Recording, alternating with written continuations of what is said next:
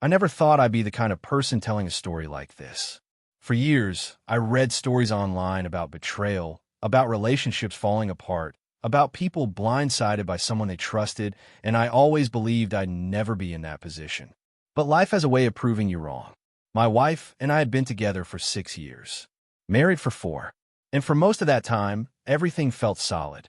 Not perfect, but real. We had our rhythm, our habits, our little routines that made life feel easy. We were that couple, the one people assumed would last. She planned thoughtful date nights. I surprised her with her favorite takeout after long days. We argued about movies, laughed at the same dumb jokes, and built something that felt stable. Or at least, that's what I thought. Because about 6 months ago, something shifted. At first, it was small, so small you could easily ignore it. She started carrying her phone everywhere. And I mean everywhere. Kitchen, bathroom, even when she was just folding laundry for 5 minutes. Before that, her phone would sit on the table for hours without her even thinking about it. I joked once, "What are you running, a secret spy operation now?" She laughed, said work had been emailing her more. It sounded harmless. But then a few days later, she added a password. That caught me off guard. She had never cared about locking her phone before. When I casually asked why, she gave me a vague answer about security and hackers. I didn't push it. I didn't want to seem paranoid. But something about it didn't sit right. And then it escalated. She started taking calls in private. Her phone would ring, and she'd immediately leave the room. Bedroom, porch, anywhere I wasn't. If I asked who it was, just someone from work. Always the same answer. Then came the small things. Keeping her phone face down on the table. Quickly moving it when I reached near it. Little reactions, too fast to question in the moment, but impossible to forget afterward. And slowly, she started feeling distant. Conversations that used to flow naturally now felt forced. If I brought up anything about the future, vacations, plans, even something simple, she would shut it down with a quick, "We'll see," and change the subject. It felt like she was pulling away, but I didn't have proof. Just a growing feeling that something wasn't right. And then one day, everything clicked. It was a random Wednesday. She told me she was meeting a friend for coffee after work. Nothing unusual, but I happened to be in the same area later that day, running errands. And I thought, why not surprise her? Something simple, something nice. But when I got there, she wasn't with any friend. She was outside the cafe, alone, pacing, on the phone. I stayed in my car. I don't even know why. Something about the way she was talking made me stop. Her tone was serious, focused, and then I heard it. "It's almost ready. We're starting fresh soon." My stomach dropped. I didn't know what she meant, but I knew one thing. That wasn't a normal conversation. When she came home that night, I acted normal. I asked her how the coffee went. She gave me a full story. Detailed, smooth, completely believable. About her friend complaining about her boyfriend. The kind of story you wouldn't question, unless you already knew it wasn't true. And that's when the doubt started turning into something else. Suspicion. A few days later, she brought something up. We were sitting in the living room when she said casually, "I think we should organize our finances better." I looked at her. "What do you mean?" She explained it like it was nothing. Putting all our account info together. Passwords, documents, everything in one place. For emergencies. It sounded reasonable, on the surface, but something about it felt rehearsed. Too polished, like she had been waiting for the right moment to say it. I asked her what kind of emergencies she meant. She shrugged. Just life stuff. That was it. No explanation. No real answer. Just vague. And that's when the alarms in my head got loud. Because suddenly, everything started connecting. The phone, the calls, the distance, the conversation at the cafe, and now, the finances. That night, I couldn't sleep. I kept replaying everything, trying to convince myself I was overthinking. But deep down, I knew I wasn't. The next day, while she was at work, I checked our joint account, and that's when I saw it. Small withdrawals. Not big enough to be obvious, but consistent and unexplained. They weren't bills, not groceries, not anything we usually spent money on. It looked like she had been quietly moving money for weeks. That's when I realized this wasn't random. This was planned, but I still didn't confront her. Because if I was right, I needed to be careful. So instead, I called a friend, an old college buddy who happened to be a lawyer. I explained everything, carefully, calmly, trying not to sound crazy. And when I finished, he didn't laugh. He didn't dismiss it. He just said one thing: "You're not wrong for preparing." That hit me harder than anything else, because it meant this could be real. He walked me through what I could do. Simple steps, legal, quiet, protective. And I'll be honest, it felt wrong. It felt like betrayal, like I was turning against my own wife. But another part of me knew, if I didn't act now, I might regret it for the rest of my life. So that night, while she was out, I sat at my desk, opened my laptop, and made a decision. My hand was shaking when I started, not because I didn't understand what I was doing, but because I never thought I would have to do it. For years, I trusted her completely, not just with my emotions, but with my life. Our life, everything we had built together. And now here I was sitting alone in my house, preparing to protect myself from my own wife. I opened my laptop slowly, almost hesitating before clicking anything. It felt like crossing a line I couldn't come back from. Once I started this, there was no pretending things were normal anymore. I took a deep breath and began. First, I pulled up our accounts. Savings, investments, property records, everything. Seeing it all laid out like that made something inside me tighten. This wasn't just money. This was years of work, years of planning, years of building something together. And now I was preparing for the possibility that she might try to take it all. I kept telling myself the same thing over and over. This isn't betrayal. This is protection. But it didn't make it easier. Every click felt heavy. Every document felt like proof that something was broken between us. I started making a list. What could be moved? What needed to stay? What had to be protected immediately? I worked slowly, carefully, double-checking everything, making sure nothing looked suspicious. Because if I was right, and she really was planning something, I couldn't afford to make a mistake. At one point, I just stopped, sat back in my chair, and stared at the screen. Because suddenly, it hit me. How we get here? How do we go from laughing on the couch, arguing about movies, planning our future, to this? Me sitting alone in silence, preparing for a divorce that hadn't even been announced yet. It felt unreal, like I had skipped part of my own life story, like something had been happening behind my back, and I was only just catching up. I ran my hand over my face and forced myself to keep going, because thinking about it wouldn't change anything. If anything, it would only slow me down. And right now, I needed to act. That's when I picked up my phone and called my mom. I didn't tell her everything. I couldn't. I just said, "I need your help." There was a pause on the other end. The kind of pause where a parent knows something is wrong, even if you don't say it. "What do you need?" she asked. "I need you to hold on to some things for me. Just for a while." Another pause. Longer this time. "Is everything okay?" I hesitated. Then I lied. "Yeah, it's just a precaution." She didn't push. She never does. She just said, "Of course, whatever you need." And for the first time since all of this started, I felt a small sense of stability, like I wasn't completely alone in this. Over the next few days, I moved everything. Not all at once. That would have been too obvious. But piece by piece, transfer by transfer, document by document, I secure my savings, move my investments, and finally, the house. That was the hardest part, because that wasn't just an asset. That was our home, the place where we built memories, where everything felt safe before all of this. And now I was transferring it into a trust under my mother's name. Completely legal, completely secure, completely out of reach. I stared at the final confirmation longer than I should have, because in that moment, it felt like something officially ended. Not the marriage, not yet, but the trust. That was gone, and I knew it wasn't coming back. When everything was done, I leaned back in my chair and just sat there, silent, empty, trying to process what I had just done. Part of me felt guilty, like I had crossed a line, like I had done something wrong.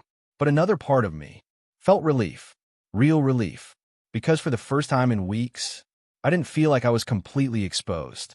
I had taken control, even if I didn't fully understand what I was protecting myself from yet. When she came home that night, everything felt strange, not on the surface. She walked in like always, kissed my cheek, asked what I wanted to eat, suggested we watch something. Normal, completely normal. And that's what made it so unsettling. because now I was looking at her differently. Every smile, every word, every small gesture. I couldn't tell anymore what was real and what wasn't. I kept wondering, did she know? Could she somehow feel that something had changed? But if she did, she didn't show it. Over the next few days, I played my part, acted normal, followed our routine, went to work, came home, talked like everything was fine. But inside, I was constantly on edge, watching, waiting, trying to catch any sign of what was coming next. And the strangest part? She seemed happier, lighter, almost relieved, which only made my suspicion worse. Because it felt like she was waiting for something, like she knew something I didn't. And whatever it was, it hadn't happened yet. That silence became the hardest part, because now I was stuck between two realities. One where I had overreacted, and one where I had just saved myself. And I didn't know which one was true. But deep down, I had a feeling. Something was coming. Something big. And when it did, everything would finally make sense. 2 weeks passed after I finished moving everything. 2 long, quiet, confusing weeks. Nothing happened. No arguments. No tension. If anything, she seemed calmer than before. That alone should have made me feel better. But it didn't, because it felt wrong. It felt like the calm before something I couldn't see yet. She stopped asking about finances completely, like the topic had never existed. And that bothered me more than anything else, because she was the one who kept bringing it up, pushing it, insisting on it. And now, suddenly, nothing. No questions. No reminders. Just silence. It didn't make sense. And the more I thought about it, the more I realized something. She wasn't pushing anymore, because she didn't need to. That thought stayed with me. Heavy. Uncomfortable. Like a warning I couldn't ignore. Then, one Friday night, it happened. She turned off the TV, looked at me, and said, "We need to talk." The moment those words came out of her mouth, I already knew. I didn't panic. I didn't react. I just waited. And then she said it. "I think we should get a divorce." Just like that. No emotion. No hesitation. No sadness. Her voice was calm.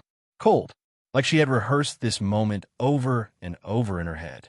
I stared at her, trying to read her face, trying to find something, anything that looked real. But there was nothing.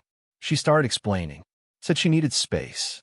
Said she lost herself in the marriage. Said she needed to figure things out. The usual words. The kind of words people use when they want out, but don't want to explain why. But then she said something that changed everything. "I've made a lot of sacrifices for you, and I deserve more." That line didn't come from emotion. It came from somewhere else. It sounded calculated, like something someone had told her to say. That's when I knew. This wasn't just her decision. This was planned. And then she confirmed it. A friend has been helping me see things more clearly. A friend. That word echoed in my head, because suddenly it all made sense. The phone calls, the distance, the change in behavior, the financial questions. She wasn't figuring things out. She had already figured them out, with someone else. And now, she was executing the plan. I didn't argue. I didn't beg. I didn't react the way she probably expected. I just nodded and said, "If that's what you want, we'll figure it out." For a split second, she looked surprised, like she expected resistance, like she expected me to fight for her. But I didn't, because at that point, I wasn't trying to save the marriage anymore. I was trying to understand the game and make sure I wasn't the one losing it. A few days later, the papers came, and everything became crystal clear. When I opened the divorce papers, I understood everything. This wasn't a normal separation. This wasn't emotional. This wasn't messy. This was strategic. She wanted everything. Half the house, my savings, my investments, the car, and on top of that, spousal support. Even though she was making good money herself, it didn't make sense unless someone had told her it would work. That's when I knew for sure. There was someone behind this, someone guiding her, someone who convinced her this was her chance. And I needed to know who. So I started digging. Carefully, quietly. I went through her social media. Nothing obvious at first. But then I noticed a name. Jake. Always there. Liking her posts. Commenting. Subtle, but consistent. So I click his profile. At first glance, normal guy. Marketing job. Regular posts. Nothing suspicious. But then I saw it. A picture. At a cafe. Same place I had seen her weeks ago. Same day. That wasn't a coincidence. I kept scrolling, and the more I looked, the more pieces started falling into place. Comments that felt too familiar, photos that lined up with her schedule, moments that suddenly made sense. But I still needed confirmation, so I reached out to mutual friends. Most of them avoided answering, dodged the questions, acted like they didn't know anything, until one finally spoke. She told me just enough. Jake wasn't just a coworker. He was involved in everything. He had been talking to her, advising her, helping her see things clearly. That's when it hit me. This wasn't just a divorce. This was a setup, a plan to walk away with everything and start a new life with someone else. And I'd almost walked straight into it. But I didn't, because I had already moved first, and she had no idea. The mediation meeting felt tense before it even started. Her lawyer walked in confident, prepared, like they already knew how this was going to end. They laid everything out, all her demands. Clear, aggressive, precise, like it was already decided. I sat there quietly, listening, waiting, and then it was our turn. My lawyer slid the documents across the table. Calm, controlled, and everything changed. At first, confusion. Her lawyer skimmed the pages, then slowed down, then stopped. His expression shifted completely. What is this? My lawyer answered calmly. These documents show that all major assets were transferred into a legal trust before the divorce filing. Silence. Heavy silence. She grabbed the papers, started flipping through them. Faster, more aggressive. And then her face changed. Shock. Real shock. This isn't real, she said. But it was. Every signature, every date, every document, perfectly aligned, completely legal, untouchable. She looked at me, angry. You planned this. I didn't say anything, because there was nothing to explain. I didn't plan against her. I protected myself from what she was planning. And now, her entire strategy was gone. Just like that. After that meeting, everything fell apart. For her. At first, she tried to stay calm, called me, left messages, said we needed to talk, so we could fix things. But when I didn't respond, the tone changed. Anger, blame, accusations, then desperation. She started telling people different versions of the story. That the divorce wasn't real. That it was a joke. Then, that it was a test. Then that I betrayed her. But the truth came out, because someone shared the messages. Between her and Jake, planning everything, talking about money, about the future, about taking everything from me. And when people saw that, everything changed. Support disappeared. Friends distanced themselves. Even people who believed her at first walked away. And Jake, he vanished. Completely. The moment things stopped going his way. Gone. No support. No plan. No future. Just silence. In the end, she walked away with nothing. No house. No money. No plan. Just the consequences of her own choices. And me? I got something better than revenge. Peace. Real peace. No more doubt. No more second-guessing. No more wondering what was happening behind my back. Just quiet. Clarity. A fresh start. Because at the end of the day, this was never about winning. It was about not losing myself to someone who was already planning to leave. And now, that chapter is closed. For good.